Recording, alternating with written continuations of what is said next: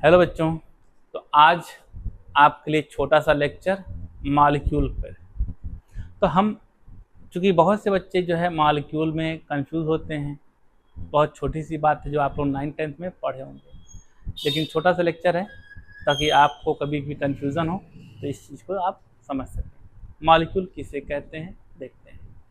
तो जब आपके एटम एटम आपस में किसी bond that means covalent bond से जुड़े होते हैं, तो इस तरीके से आपका जो बनता है उसे हम क्या कहते हैं, मॉलिक्यूल कहते हैं।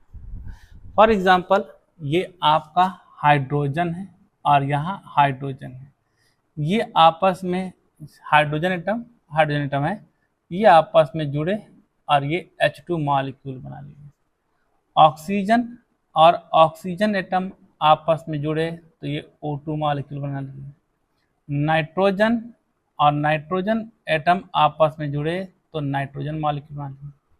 हाइड्रोजन प्लस ऑक्सीजन ये आपके जुड़े तो H2O मॉलिक्यूल बना लिए। हाइड्रोजन प्लस क्लोरीन ये आपस में मिला तो क्या बना लिया, HCl मॉलिक्यूल बना लिया। तो इस तरीके से ये सारे के सारे मॉलिक्यूल हैं। ये जो देख रहे हैं ये एक ही टाइप के एटम से मिलके बना है, तो ये सारे मॉलिक्यूल हैं, ये भी मॉलिक्यूल हैं। लेकिन ये जो आपके होते हैं ये मॉलिक्यूल ऑफ एलिमेंट होते हैं। मॉलिक्यूल ऑफ एलिमेंट होते हैं, एलिमेंट होते हैं। और ये जो देख रहे हैं इसे कहते हैं मॉलिक्यूल ऑफ कंपाउंड होते हैं।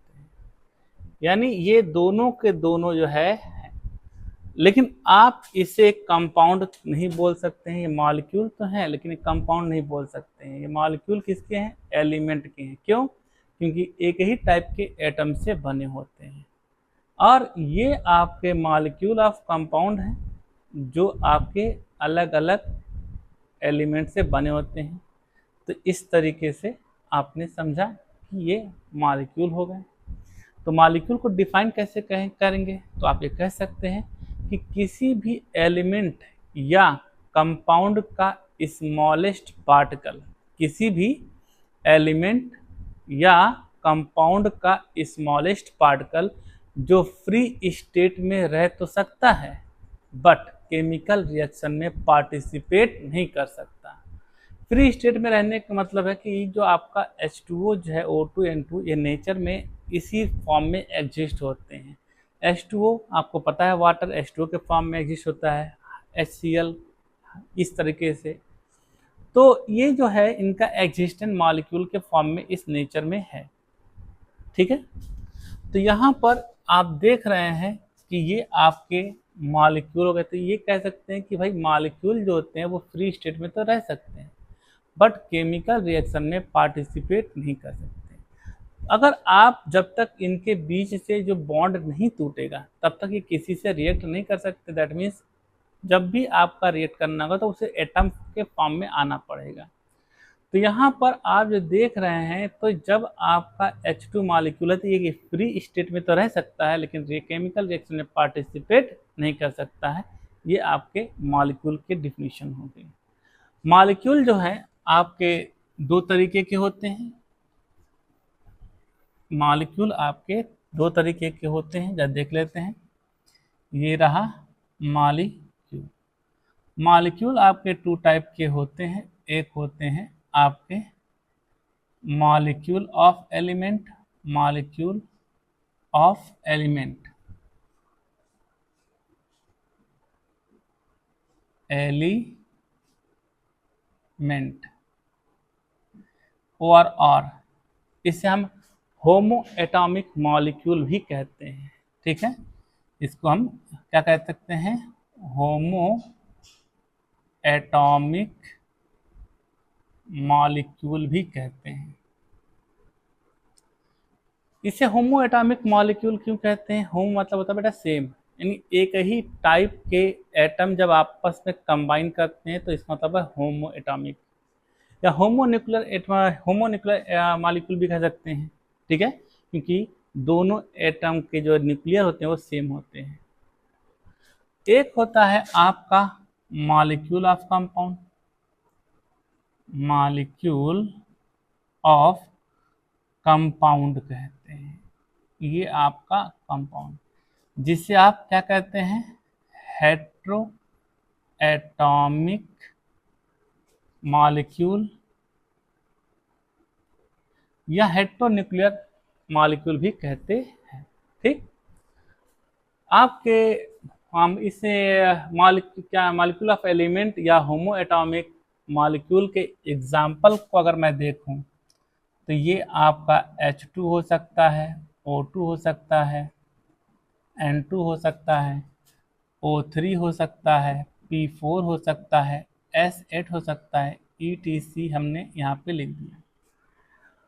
मॉलिक्यूल ऑफ कंपाउंड की बात करें तो आपका एग्जाम्पल इसका क्या लिख सकते हैं, आपका NH3 लिख सकते हैं, H2O लिख सकते हैं, H2SO4 लिख सकते हैं, H3PO4 लिख सकते हैं, CO2 लिख सकते हैं, ETC कर सकते हैं। यहाँ देखें, यहाँ पर दो या ये मॉलिक्यूल दो हाइड्रोजन एटम से मिलकर बना है, सेम एटम्स हैं।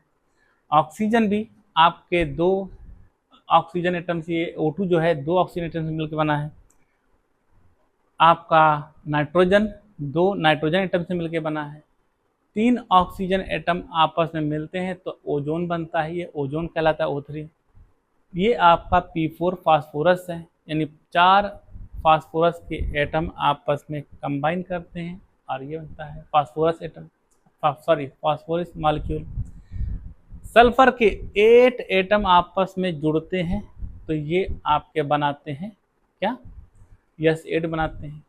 अगर ध्यान से देखा जाए तो सबके जो न्यूक्लियस सेम है, hydrogen hydrogen, oxygen oxygen, nitrogen nitrogen, oxygen oxygen oxygen. जाहिर सी बात है ये सब क्या कहलाएंगे, होमो एटॉमिक मॉलिक्यूल कहलाएंगे या फिर मॉलिक्यूल ऑफ एलिमेंट कहलाएंगे। लेकिन यहाँ पर देखिएगा, एक नाइट्रोजन 3 हाइड्रोजन हो गया, 2 हाइड्रोजन 1 ऑक्सीजन हो गया, 2 हाइड्रोजन सल्फर ऑक्सीजन हो गया। तो जाहिर सी बात है अलग अलग एलिमेंट के एटम्स इसमें जुड़े हुए हैं, इसलिए इसे हम मॉलिक्यूल ऑफ कंपाउंड या आपको हेट्रो एटॉमिक मॉलिक्यूल कहते हैं। क्या कहते हैं, हेट्रो एटॉमिक मॉलिक्यूल कहते हैं। ये आपके जो होमो एटॉमिक मॉलिक्यूल हैं, इनको फर्दर क्लासीफाई किया गया है, इन्हें फर्दर क्लासीफाई किया गया है। एक होता है मोनो एटॉमिक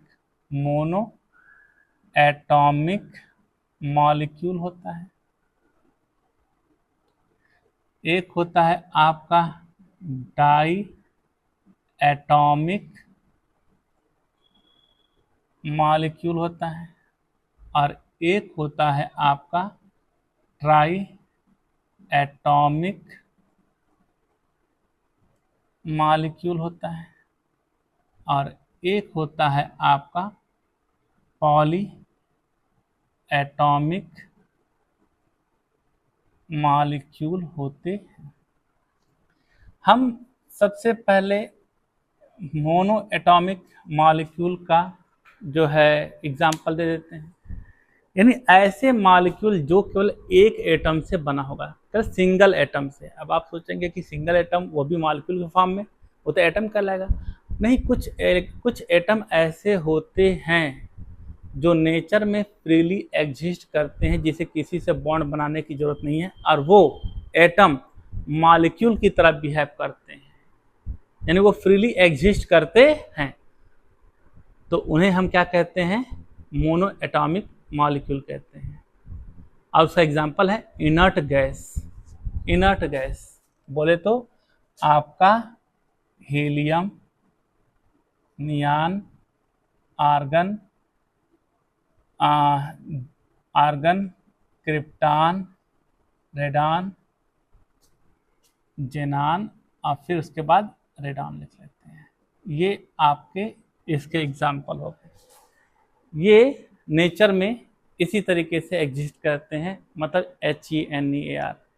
इसके अलावा ये कंबाइंड आपस में नहीं होते हैं। तो ये आपके होमो एटॉमिक मॉलिक्यूल के एग्जाम्पल हो गए। सॉरी, मोनो एटॉमिक मॉलिक्यूल के एग्जाम्पल हो गए। अब हम बात करते हैं डाई एटॉमिक मॉलिक्यूल की, यानी ऐसे मॉलिक्यूल जो दो एटम के कॉम्बिनेशन से बना हो, यानी दो एटम आपस में जुड़े होंगे तो ही वो आपके क्या कहलाएंगे, डाई एटॉमिक। बोले तो ये आपका हो जाता है H2 होता है, और Cl2 होता है, Br2 होता है, N2 होता है, O2 होता है। ये सारे के सारे डाई एटॉमिक मॉलिक्यूल हैं, बिकॉज ऑफ केवल इस एक मॉलिक्यूल में दो एटम है, दो एटम दो एटम दो एटम दो एटम से मिलकर बना होता है। ट्राई एटॉमिक मॉलिक्यूल किसे कहते हैं भाई, जिसके ऐसे मॉलिक्यूल जिसके एक मॉलिक्यूल में 3 एटम होते हैं। चूँकि हम यहाँ पे पढ़ रहे हैं मॉलिक्यूल ऑफ एलिमेंट पढ़ रहे हैं, यानी मतलब एक ही एलिमेंट के 3 एटम होने चाहिए। इसका सबसे कॉमन एग्जाम्पल होता है आपका O3, जिसे आप ओजोन कहते हैं। क्या कहते हैं? ओजोन कहते हैं। ठीक। एक होता है पॉली एटॉमिक मॉलिक्यूल, ऐसे मॉलिक्यूल जिसमें 4 या 4 से ज़्यादा एटम होते हैं उसे हम पॉली एटॉमिक मॉलिक्यूल कहते हैं। जैसे आपका एग्जाम्पल ले लेते हैं, कौन? P4 ले लेते हैं, S8 ले लेते हैं, ETC कर देते हैं। तो इस तरीके से आपके मॉलिक्यूल का एक छोटा सा डिस्कशन आपके सामने आ गया। उम्मीद करता हूँ कि आप लोग को ये बात समझ में आई होगी। इसे नोट कर लीजिए, नोट करना है। ठीक। तो अगर आपको ये बात समझ में आई है, आपको अच्छा लग रहा है, तो आप हमें थोड़ा सा सपोर्ट करें और लाइक सब्सक्राइब जरूर करें, और साथ ही साथ आप इसे अपने दोस्तों तक जरूर शेयर करें ताकि उनका भी कुछ फ़ायदा हो सके। Thank you.